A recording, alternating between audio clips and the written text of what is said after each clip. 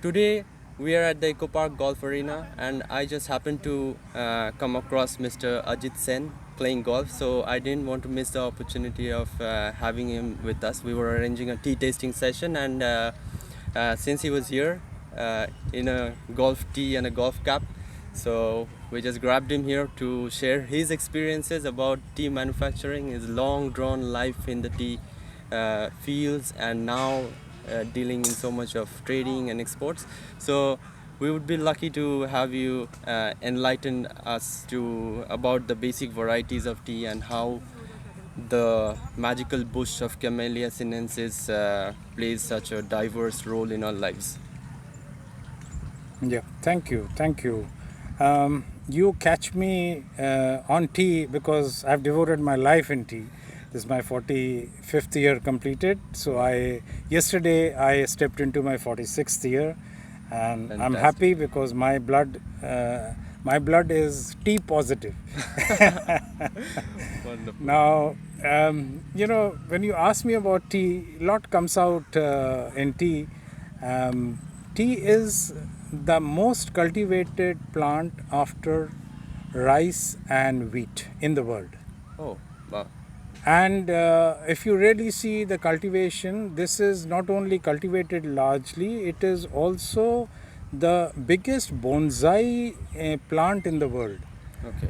Because the entire cultivation is made bonsai. It is not the natural height. Right. The natural height, there are bushes are very few in which we make a tea like pour, but most of the teas are cultivated after giving it a short height. Yeah, So waist length. it is like a bonsai. Right. And now it is the same plant. The camellia is the plant. It has got whichever comes from the China variety, that is called Sinensis, whichever comes from Assam, which a broader leaf, is Assamica. So the camellia plant is the basic plant, and in the basic plant, depending on the elevation of the various growing areas, Right. the quality of the tea and the entire characteristic of the liquor changes. The higher the elevation, more flavorful it becomes, lesser growth it becomes. So what happens in this particular growing condition, depending on the sun ray, depending on the temperature, depending on the humidity level of the same leaf, they behave differently, they grow differently, and give you different characteristic. And if I'm not wrong, if left alone, a tea bush would grow to a height of 18 to 20 feet. No, almost 30 feet it can go also. Yeah, Wow. almost 30 feet it can go. There are still tea bushes in Vietnam, the tea bushes in jungles of Assam, there are tea bushes in China, bordering Himalaya, where the tea bushes are growing wild. So it's no longer a bush; it's a tree. It's a tree. Yeah. It's originally a tree. We have made it bonsai, Right. thanks to the Chinese, which started the cultivation almost 4,000 years back. Our history is only 200 years back. Much has changed since. People have been drinking. Firstly, they were making it into a vegetable, and then they made it into a soup, and then Pickles also. pickles, and now they of course started making it in a liquor, which is only about 2,000 year old. But before that, it was being cooked, and since Chinese found it medicinal value, so they, instead of trying to spoil it in various other method of cooking, they separated out the tea from the cooking, and now it is fully drunk as its own soup. Right. Chinese still call it soup, Soup. and we call it tea because the word came from there. Te, Te. te is the word in China, Yeah. and from there it came as tea. And world adopted the tea and cha. Cha is also a Chinese Cha, word. I guess it means investigation. Yes, it is, The so. warm fluid goes in and Yeah, just, wherever the tea went by road, like Moscow, Russia, Kazakh, Iran, and they started calling it cha. cha. And wherever the tea went by the sea route, later with Englishmen, they took the name te, and finally it became tea. So wow. cha and tea are two different routes. Yeah. Again, they went to Europe, and we, of course, in India, were lucky to have Britishers who were passionate about tea. And since the trade stopped in China, they came to India to grow. They found, Darjeeling Hills and South India and Assam, Right. which are akin to high-grown tea, which can sustain. Some of these areas were growing coffee, and coffee were not doing well in South India, even in Sri Lanka. Sri Lanka, yeah. So today, of course, much has converted into tea. Finer art of tea manufacturing has come in. It is more of a industrial activity, and it is no more an art which some of the Chinese manufacturers still do. Right. And as I have seen with you last time, that even in our India, some of the people in Arunachal and other places, they are doing it at a fine art, Now that because culture is the again culture is coming. revived. But mostly it is an industrial activity today, because it's required in large volume. Because It in is the requ- colonial times it was a commodity. it is a commodity. Yeah. So coming back to this particular tea, well, you have laid some varieties, and it's interesting to tell the viewers that the tea, the top part, we pluck only 3 leaf, sometimes 4 leaf, but 3 leaf in a bud and maybe 4 leaf. The leaf size in Orient, China, Japan will be about 1.5 inch when it is 3 leaves. Right. In our country, it will be about 4 to 5 or 8 inches long when it is 3 leaf, because of the growing condition, temperatures are different. Right. So that's how the leaf size varies, Right. and hence the manufacture varies. Right. So when we do 4 leaves in a bud, it's not suitable any longer suitable for white tea or Yeah, it is premium not. teas. Premium teas are not suitable when the leaf is far too large, Yeah. far too big, Right. far too broad. Right. The finer teas come from finer leaf, Yeah. and preferably high grown, because they have a character on The their imperial own. pluck or fine Yeah, pluck. yeah. But even then, like Chinese, I see you have some poor. These are, of course, with broadleaf, but they have been fermented longer, and they made into a wine kind of a thing. Right. So here, leaf is not fine, but it has been matured, and it's made like a wine. So I see you have laid some very good teas: green tea, oolong tea, Assam tea. It'll be pleasure to take the viewer through this particular teas. Yeah, so I would what we will talk about today is like, although these leaves are coming from the same species of plant, like how exactly and at which stage of processing does it the change comes about. So white, oolong, green, black, puer, they're all coming from the same plant. It depends on the basic steps of withering, oxidation, where the Correct. variety is derived from. So if you could tell us about that. Yeah, original form of tea has been green or white. I mean, it was plucked and sun dried and drunk. So there were no processing involved. Later on, it was found that if you fermented a little, the color changed, and with that, some aromas developed. So there are specific ways of people started making pure sun dried tea, which are called white teas. Right. Then they made some of the teas which are green tea, where very least amount of processing has been done. Then they made partially fermented tea. So the oolong came in, where a bit of a green and bit of a flavors came in. So they were oolong. Then there were fermented teas which became black tea. So fermented teas enriched the color, but cut down on aroma, Right. but they gave more body. So these things, how they developed. You come to pour, it has been fermented longer period, it has been aged. So with the aging and slow fermentation, like a wine, it went into a different, can say quality. Yes. Of course, we don't drink much of these, but it's good to know that these are also a variety world over, Right. and it has its own nuances, known taste, and known preferences. Right. So when we come to white tea, there are varieties like Silver Needle, Mudan, and Peony. So, and when we come to green teas, there is steamed green tea and pan-fried green tea. So how it would change the nuances and the flavor profile? Yeah, good point. You see, tea, when we say uh, green tea is basically you let the chlorophyll come up in the leaves, and then you arrest the chlorophyll. You don't want it to ferment and change the character. So once you arrest it, there are two ways of arresting. One is you sun dry it, meaning you don't do anything. You let the sun take over and sort of dry it as soon as possible. Right. Or you give it a little heat, and so that is one way. But it takes some time longer because sun ray is not strong enough. Yes. So the second variety is where you are actually sometime giving steam, which is Japanese variety of arresting the chlorophyll and arresting and keeping the green color.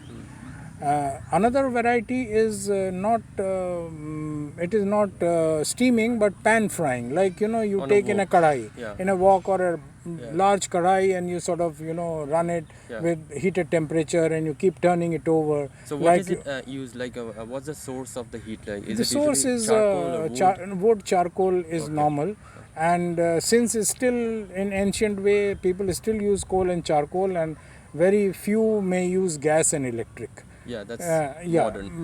But gas and electric, gas because of the inherent character, because these are made in hills and all. Yes. So people generally to do with charcoal. natural processes, and in some cases electricity where it is abundantly available, they also use electric method by which they warm up the pan and sort of dry the teas. Right.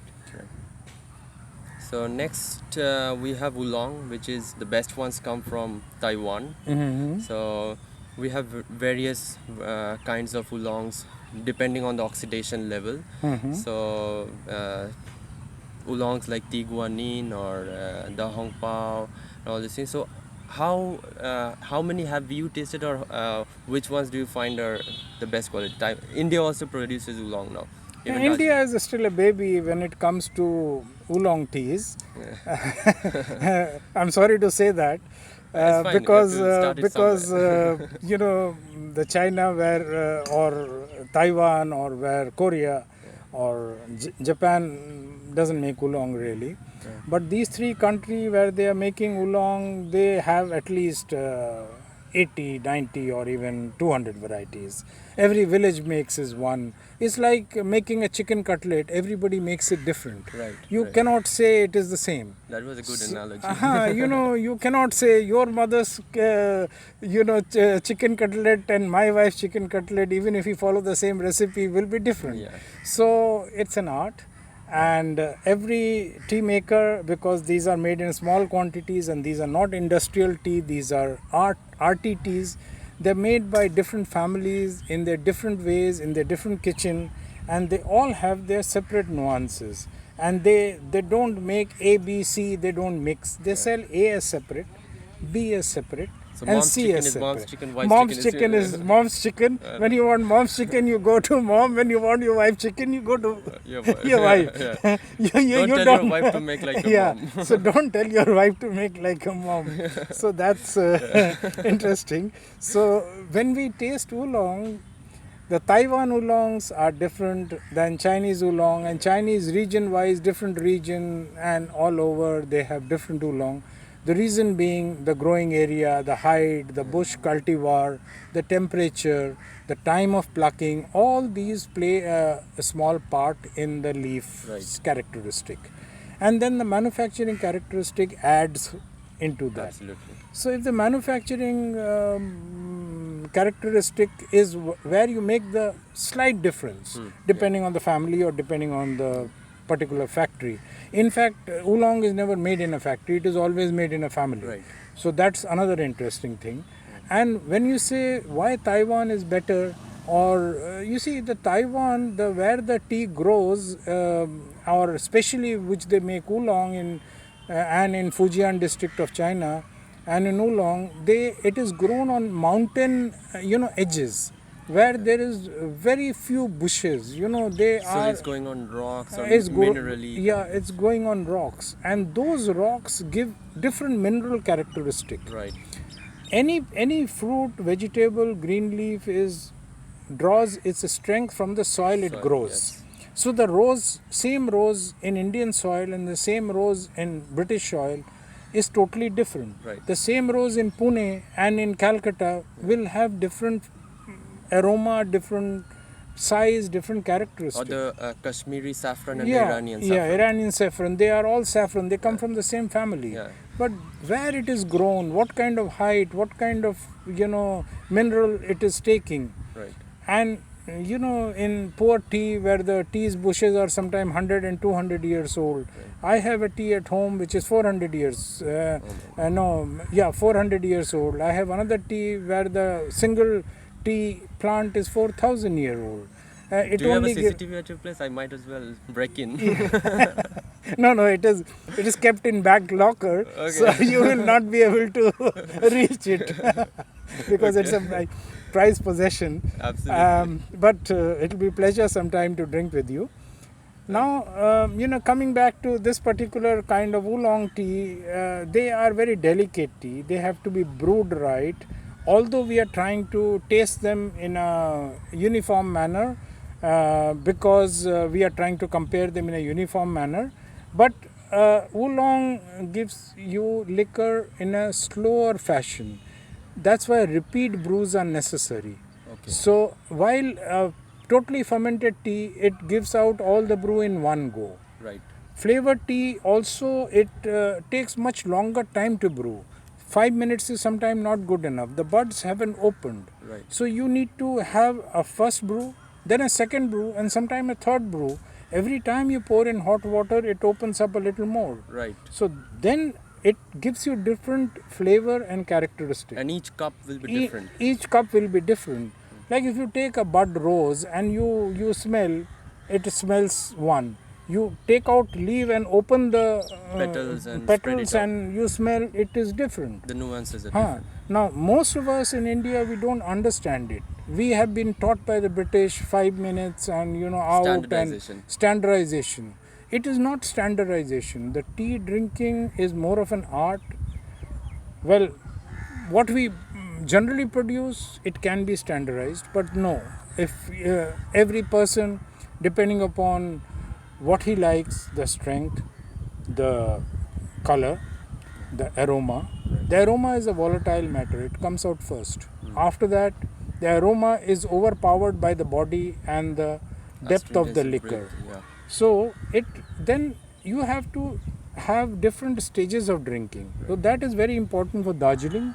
That's very important for oolongs, greens, and they are very important for buds. Right. So, but when it comes to Assam regular, one can, because it opens out faster, it is made from broken leaf. Right. So it is a different kind of tea. Right. So anyway, we will taste and we will generally, discuss more about this tea. Sure. Now here you have I see a very, very nice bud, silver bud, and it's nice because it's silvery. These are made from pubescent leaves. Right. And being pubescent, it is still got the silver color. You also get teas which are a little golden, where a little fermentation juices have come in and it turns to golden color. Right. So this is a silver kind of tea. This is Darjeeling green. Yeah. Well, it's fairly well rolled, I must say. Yeah. It's a fairly well rolled tea. It's and a very even tea, I guess. it's not a very much of- even tea, and yeah. it's a nice nice roll. It has got anything that rolls better, which shows that the leaf is of a smaller It seems like from variety. a clonal bush. Yeah, it is from Assam. China. Darjeeling doesn't have clonal. These are Chinary bushes. China Clonal meaning when the clones came in, it is most of the cloning has been done for the not so much for the smallness of the leaf. It is only done for either the bud size or it has been done for the liquor and the body, because in the same bush they want more leaf. Right. That's how Britishers So more of wanted harvest. more of harvest. They wanted the price to be lowered for the harvest. So per kilo, when you want anything lower, you necessarily you need more volume. leaves, yeah. So that's unfortunate. Connoisseur of tea will So not in the prefer vineyards, it. they usually cut off some of the grape Yes, bunches to yeah. give more nutrition to the Correct, remaining correct, bunches. correct, But we do the opposite. We do the opposite. Yeah. We want volume. Even if you want a prize-winning rose, Yeah. you sort of chop off so many and you keep 4 or 5 Exactly. buds and 4 or 5 flowers to take all the strength. Right. So here a good tea is not about volume. The good tea is about aroma, about the characteristic, and it will never have large yield.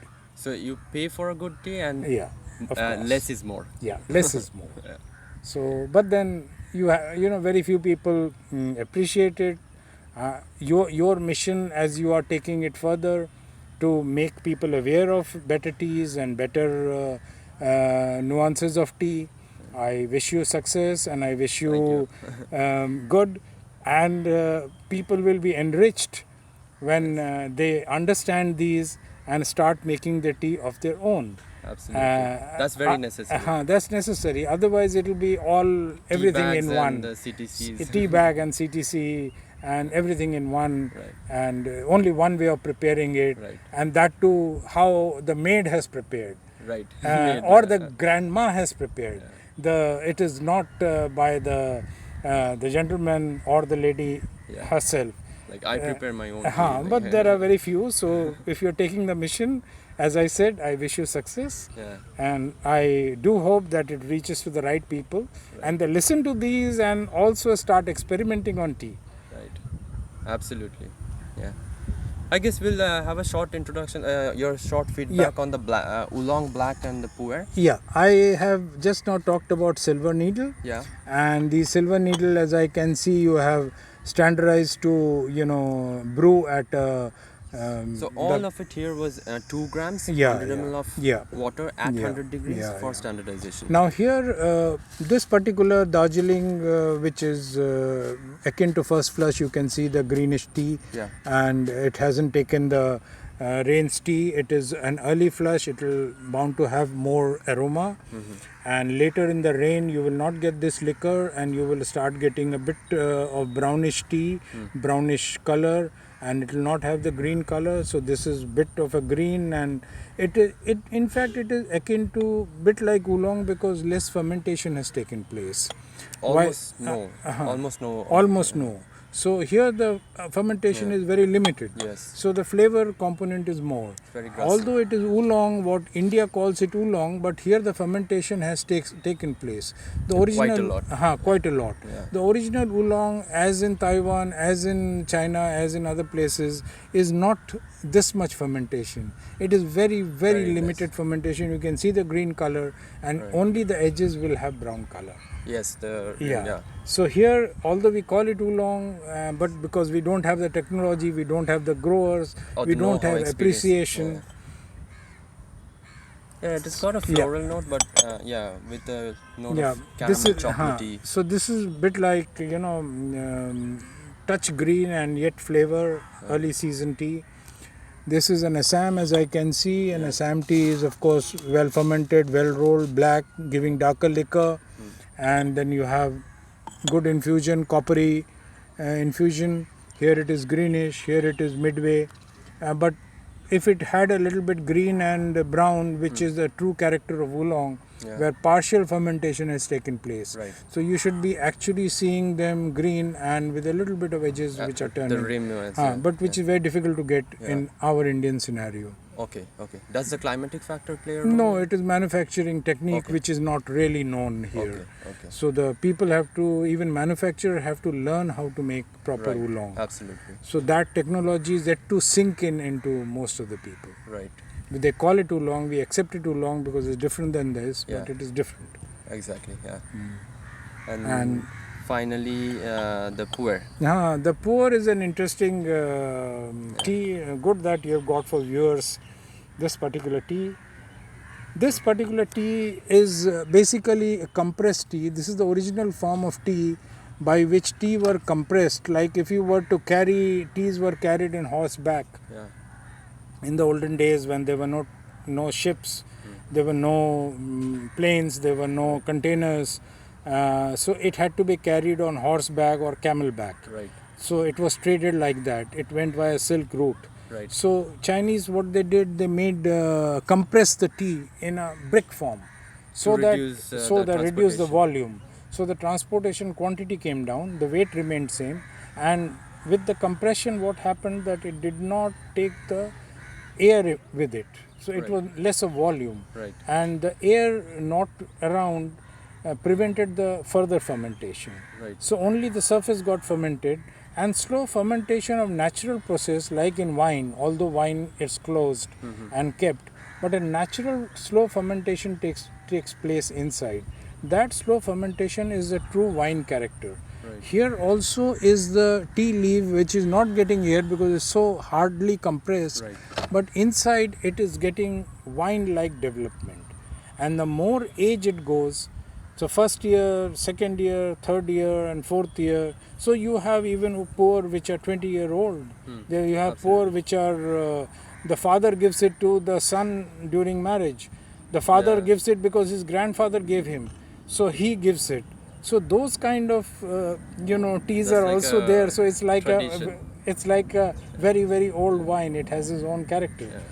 So those are family possession, like family Pass wine. it down the generations. Family wine, they are not available commercially, Right. but if you're willing to pay, families do carry certain wine, not only for themselves, also for commercial use, so they can give. So it'll be nice to even promote. India is just beginning in the nascent stage of poor tea. Oh, Hopefully, India does? yeah, I there did. are. I guess only the Falap. Yeah, a little bit of Yes. thing in Assam and other places. People have started, but it is not. It's very rare. But hope that people take it further, and people like you, if they can bring it to the people, then only the taste can develop. We have a long way to go beyond the regular teas that we have. So it was a great session. Thank you so much for being here, and I hope I'll be able to grab you again during a golf session for further knowledge on tea. Thanks for enlightening us, and thank you for being with us. Thank you, thank you. I think it's beautiful to be here, enjoying the green and also enjoying the tea. But Yes. may I have a cup of tea? Absolutely.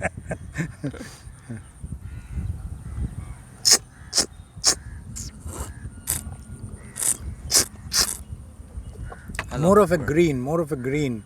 It's Darjeeling, but more of a green. It should have had a little more fermentation for it to develop a little more character.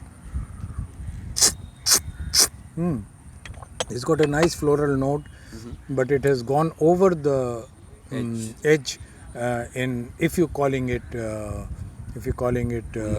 oolong. So you have to tell them to bring it a little less, or we have to even see whether this and this, if you blend, what it gives. Right. Because sometimes you may not be able to get what you like, but maybe a blending may be a better idea to get The balance. Yeah. So people will get bite from here and flavor from here, and this is where a blending art grassy and floral note is grassy balanced. flow, the 2-3 notes Yeah. come in. You have the astringency from the Yes, green tea. because if you don't blend into 2-3 varieties, you will not get different notes in So one. it's not good enough to be sold as a single origin or Yeah, sometime not. Yes, there are, if the manufacture is good, Yeah. because the characters are so pronounced. Right. But here, if it is not, the blending is necessary. Right. And the black and the puer. Yeah, the black is full bodied, but Not the high grown. no, it is not. But being Assam, it should have been fermented even more for a more body. This is a little less body, and Assam generally gives much higher body. Right. So it appears that this particular tea is the early season tea. Second flush onwards of Assam, the tea character changes. It is more Full-bodied. full bodied. So here the bodies are a little less. It is not so malty. Right. So the malty teas is the typical character of Assam, Brahmaputra Valley. This malty tea can only come in post first flush. So then the second flush onwards, The summer teas. enough moisture and high humidity, heat, everything adds to the value of Right. this kind of tea. Right. So that's wherever you're sourcing, this is one character, but maybe later you can have another character, which Definitely. is the well-bodied Assam tea, Definitely. for which it is known the world over. Right. Right. And finally, The pour tea. yeah, it's a 2003 make. It is winey, it has got body, it is matured, it doesn't have astringency. There's a creamy texture. Little more creaminess is necessary. Possibly it's been touch of high fire, as I can see here. It is not from a source which is. You see, in pour also there are different people make different. Right. And this I would not call absolutely top of the pops, but as we all know, the top of the pops is also very expensive. Right. There will be very few buyers Yeah. for that. But yet, the people who are adventurous in tea drinking and Would love tea, they would like this tea also. As last time I saw Meghalaya tea, Right. it has its own Character. character and very likable. This also is likable, but the true Not the top quality. not the pour. top quality. The top qualities are much more I'm mature, sure more winey. you have a very high standard set in your mind, so it's difficult to match that level. Sorry, I have to match from a level up. Yeah, So it's a that bird's eye view. Yeah, so you have to bring up some of the Definitely. characters. Yeah. I'm sure you'll be successful, and it is very important that you understand these and you take it forward. And it's a pleasure seeing young people like you who are actually talking tea, taking it forward, giving it to the people, and it's a great mission. I think good job done. Thank you so much. We'll catch up on a next episode maybe when you're here. Thank you everyone for being Thank with you. us. Yeah. Thank you for Bye. your support.